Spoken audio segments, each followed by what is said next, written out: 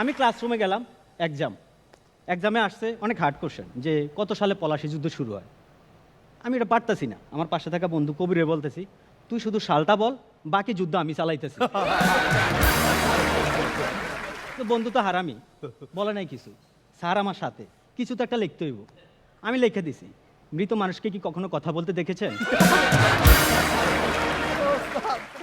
স্যারের এক হাতে হচ্ছে এক্সাম ফাইল, এক্সামের খাতা, অন্য হাতে আমার হাত নিয়ে গেছে। আমি তো বুঝতে পারছি আমার সাথে কি হইব। আমি আগে এই শুরু হয়েছে আমাদের সাথে মাইন্ড গেম। স্যারে মারার প্ল্যান করতেছে, আমি হাত নাড়িয়ে করতেছি। স্যারে মারার প্ল্যান করতেছে, আমি হাত নিয়ে আসছি। হঠাৎ করে মাগো কয় এখনো মারি নাই, 2 হাত দে। এই হাসো সিজন 7-এ সারা দেশ থেকে আমরা ফুল নিয়ে এসে মালা গেঁথেছি। এই যে কেবল মাদারীপুরে ফিরে গিয়েছিলাম, মাদারীপুর নিয়ে কথা হচ্ছিল, এবার চলে যাব আমাদের শবনম ফারিয়ার এলাকায়। কচুয়া চাঁদপুর থেকে মাথাতে আসবে আল আমিন নীরব।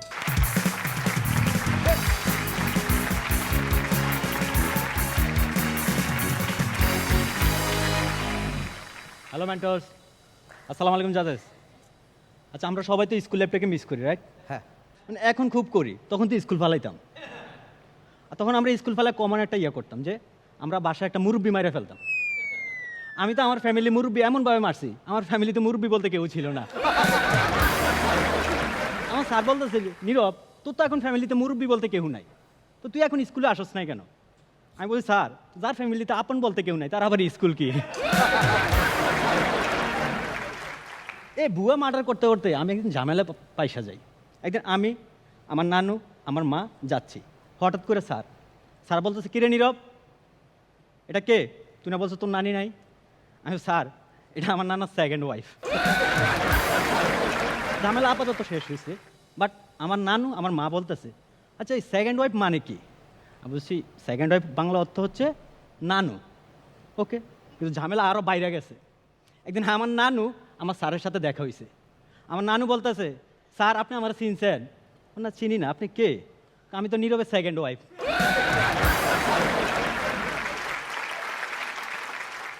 স্কুল একটা জেলখানা, আর এটা পৃথিবীর একমাত্র জেলখানা যেখান থেকে আপনি বের হইলে আবার যাইতে ইচ্ছে করে। আমার এই জেলখানায় আমার মা আমার নিয়ে যায়। প্রথম নিয়ে যায় স্যারের কাছে যায় বলে, স্যার এই গরুটা রাইখা গেলাম, মাংস আপনার, হাড্ডি আমার। Common dialogue. আমি মার আঁচল ধরে বলতেছি, মা আপনি মাংস নেন, আপনি ঠকতাছেন। এটা ভালো। আমার মা আমার কথা শুনে নাই, এখন আফসোস করে 900 টাকা কেজি। আমিন ভাই, স্কুলে আমার মা আমার আইডেন্টিটি এমনভাবে সেট করছে অ্যাজ এ গরু হিসাবে। আগে পোলাপাইন সত্যিকারের গরু কল্পনা করতো গরু রচনা লিখতে গেলে, তখন থেকে আমার কল্পনা করা শুরু করছে। গরু একটু শর্ট, ব্রাউন কালার, বিড়ি খায়। ফারি ম্যাম, গরু বিড়ি খায়, এটা কল্পনা করতে একটু উইয়ার্ড না? মনে করেন যে একটা গরু বিড়ি ধরেছে, বিড়ি টানতেছে, আটটা গরু আসছে, মামা একটা টান দিস। স্কুলে একটা বোরিং জিনিস আছে, ম্যাথ টিচার না, এটা হচ্ছে আমাদের ইউনিফর্ম। মানে ইউনিফর্মটা আমার কাছে মনে হয় যে একটা করোনার ভ্যাকসিনের মতো। মানে এটা কেউ দিতে চায় না, কিন্তু বাধ্যতামূলক। মানে আমিন ভাই, আমাদের ইউনিফর্মটা হচ্ছে সাদা শার্ট, সাদা প্যান্ট। দূর থেকে যদি আপনি লক্ষ্য করেন, মনে হয় যে স্কুলে গেট দিয়ে জীবন্ত কিছু লাশ ঢুকতেছে। আমি ক্লাসরুমে গেলাম, এক্সামে আসছে অনেক হার্ড কোশ্চেন যে কত সালে পলাশী যুদ্ধ শুরু হয়। আমি এটা পারতাছি না। আমার পাশে থাকা বন্ধু কবিরে বলতেছি, তুই শুধু সালটা বল, বাকি যুদ্ধ আমি চালাইতেছি। তো বন্ধু তো হারামি, বলে নাই কিছু। স্যার আমার সাথে কিছু তো একটা লিখতে হইব। আমি লিখে দিছি, মৃত মানুষকে কি কখনো কথা বলতে দেখেছেন? স্যারের এক হাতে হচ্ছে এক্সাম ফাইল, এক্সামের খাতা, অন্য হাতে আমার হাত নিয়ে গেছে। আমি তো বুঝতে পারছি আমার সাথে কি হইব। আমি আগে এই শুরু হয়েছে আমাদের সাথে মাইন্ড গেম। স্যারে মারার প্ল্যান করতেছে, আমি হাত নাড়িয়ে করতেছি। স্যারে মারার প্ল্যান করতেছে, আমি হাত নিয়ে আসছি। হঠাৎ করে মাগো কয় এখনো মারি নাই, 2 হাত দে। 2 হাত দিলাম, 2 হাতে সেই মাইর ব্যথায় ডলা শুরু করছি। একটু ভাল লাগতেছে, খুব ভাল লাগতেছে। ওই দিনে বুঝছি উপরওয়ালা কেন পিছন সাইড দিছে। এটু পর্যন্ত ঠিক আছে, কিন্তু আরো সমস্যা বাড়িয়ে যেত যখন গ্রুপ ওয়ারিজ মারে। মনে করেন 4 জন একসাথে, এখানে 1 জন 2 জন 3 জন 4 জন, আমি 4 নাম্বারে। প্রথম জনরে মারা শুরু করলো 4 জন, দ্বিতীয় জনকে মারা গেছে আর 2 জন, মানে সেম অবস্থা। যখন আমারে মারতে আসছে তখন ঘন্টা বাইজা গেছে। আমি তো সেই খুশি, সেই খুশি। ফাইনাল স্যার মারে নাই, ক্লাসে মারে নাই, বারান্দা নিয়ে মারছে। এমন ভাবে মারছে আমার ঘন্টাই লাল করে দিছে। অনেক ধরনের মার খাইছি। তো স্কুলে শাস্তির ব্যবস্থা থাকে, কিছু শাস্তি আছে এরকম, আপনি যখন দুষ্টামি করলে মেয়েদের সাথে বসিয়ে দেয়। আমি আজও বুঝি না এটা কি শাস্তি নাকি পুরস্কার। আমিন ভাই, তুষার ভাই, আপনারা কি দুষ্টামি করছেন এই যে শাস্তি পাইতেছেন? পুরস্কার পুরস্কার। প্রতিটা স্কুলে বার্ষিক ক্রীড়া প্রতিযোগিতা হয়, এটা খুব ভালোই হয়, কিন্তু আপনি খেলার আইটেমগুলো দেখেন, খেলার অবস্থা দেখে আমার মনে হয় যে এই কারণে বাংলাদেশ অলিম্পিকে কোনো মেডেল পায় না। খেলা কি হাড়িভাঙ্গা খেলা, এটা কোনো খেলার ইয়ে হইলো? একজনের চোখ বাইন্ধা দিব, একজন যাক হাড়ি ভাঙবো, তো এটা তো কোনো ক্রিয়েটিভিটি নাই। আমাদের জাহাঙ্গীর ভাই যদি ব্যাক স্টেজে আমাদের চোখ বাইন্ধা দিয়ে বলে মার্ক পর্যন্ত আসলে তুই এপিসোড উইনার, মানে কোনো ক্রিয়েটিভিটি নাই। মানে এই খেলা সবচেয়ে মেয়েরা ভালো খেলে, বলুন তো কেন? কেন কেন কেন? কারণ এটা বিয়ের আগে একটা নেট প্র্যাকটিস। আরেকটা খেলা আছে, হচ্ছে ব্যাডমিন্টন, আমার খুব ফেভারিট। মানে যখন কোনো মেয়ে খেলে, আমি অডিয়েন্সে, আমি এভাবে একবার দেখতেছি, একবার এভাবে দেখতেছি, একবার এভাবে দেখতেছি, একবার এভাবে দেখতেছি, তারপর খুব ভালো লাগতেছে। আর একটা অদ্ভুত খেলা আছে, চেয়ার খেলা। হ্যাঁ। চেয়ার খেলা, মাঝখানে একটা চেয়ার থাকবো, চারপাশে পার্টিসিপেন্ট, মানে যে আগে যায় ধাক্কাই দিয়ে চেয়ার দখল করতে পারবে। আমার এই খেলাটা ভাল লাগে, আমি মনে করি এটা আমাদের জাতীয় খেলা করা দরকার। কারণ বাংলাদেশ এমন একটা দেশ যেখানে সবচেয়ে বেশি চেয়ার দখলের জন্য ধাক্কাধাক্কি হয়। আরেকটা খেলা আছে অদ্ভুত খেলা, সেটা হচ্ছে বালিশ খেলা। ম্যাম খেলছেন বালিশ খেলা? আচ্ছা আচ্ছা, আমি ভাবছি উনি ফিলু পাসিং খেলছে। তো বালিশ খেলাটা আমার একটা অবজারভেশন আছে। বালিশ খেলাটা হচ্ছে যেমন আমাদের আমিন ভাই, উনি হচ্ছে ফুচকার মতো, মেয়েরা বলে আমার লাগবে, আমার লাগবে, আমার লাগবে। আর বালিশ খেলাটা হচ্ছে আমাদের রনি ভাই, তুই নে, তুই নে, তুই নে। ভাই সব জোকস লজিক হয় না। হ্যাঁ, আরেকটা খেলা আছে, মানে কি মুরগি যুদ্ধ। এক পা দাঁড়িয়ে থাকবেন, এভাবে খেলবেন, হাত দিয়ে ইয়া করবে। আমি অংশগ্রহণ করছি, আমার হাত দিয়ে করে না, আমার পা দিয়ে এমন মারছে আমি পড়ে গেছি পুরা। আমার স্যার বলতেছে কিরে তুই পড়ে গেছিস কা? আমি স্যার আমার এমন ভাবে আসছে আমার মোরগ তো এখন মুরগি হয়ে গেছে।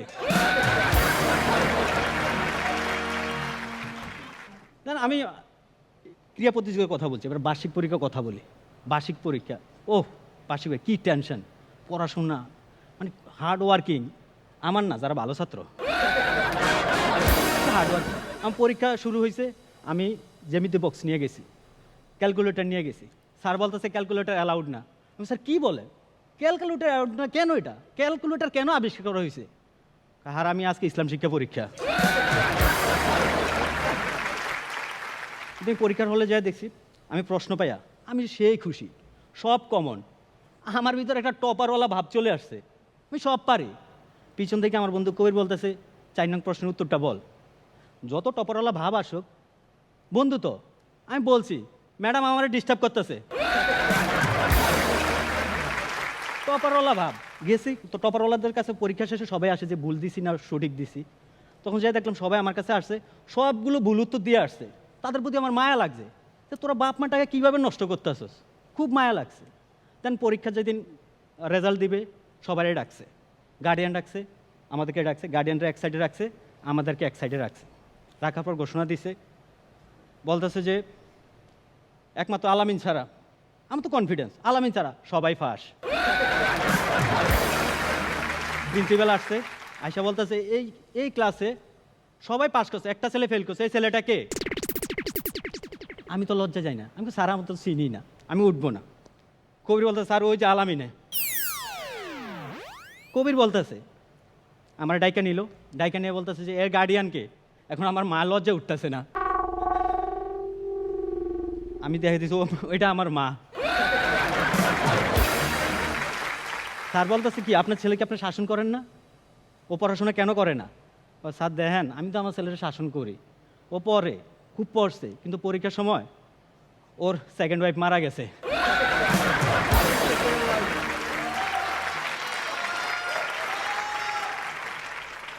তো যাক, আমরা স্কুল লাইফের কথা প্রথমে বলছি, আমরা অনেক মিস করি স্কুল লাইফটা, একটা আমাদের গোল্ডেন টাইম, আমরা অনেক মিস করি।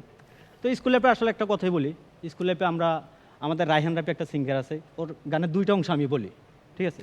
এটা হলো, আমার দুলুবালু জমা বই, আমার বন্ধুরা সব কই, আমার ভাল লাগে না মিথ্যে শহর, রাতের আধারে রই। Thank you.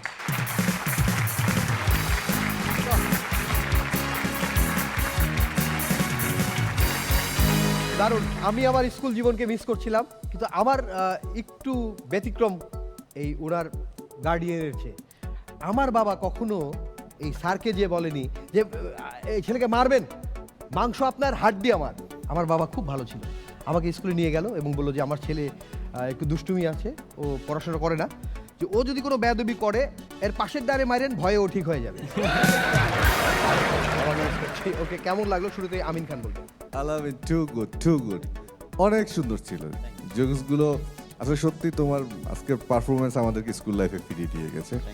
এবং ওই যে বললে না, মানে মেয়েদের পাশে বসিয়ে দেয়, এই সত্য ঘটনা আমার সাথেও ঘটছে। ক্লাস তখন মনে হয় 1-এ পড়ি মনে হয়। সেদিনটা আমার জীবনের সবচেয়ে মনে অসহ্যময় সময় ছিল, লজ্জায় পুরো লাল হয়ে গিয়েছিলাম। এরপর থেকে নিয়মিত পড়ালেখা ঠিক মতোই করেছি, এবং তারপর থেকে উনি এই বসাটাও নিয়মিত শুরু করেছেন। এনজয় করেন। অনেক সুন্দর ছিল। আলামিন, বেস্ট অফ লাক। আপনার পারিয়া।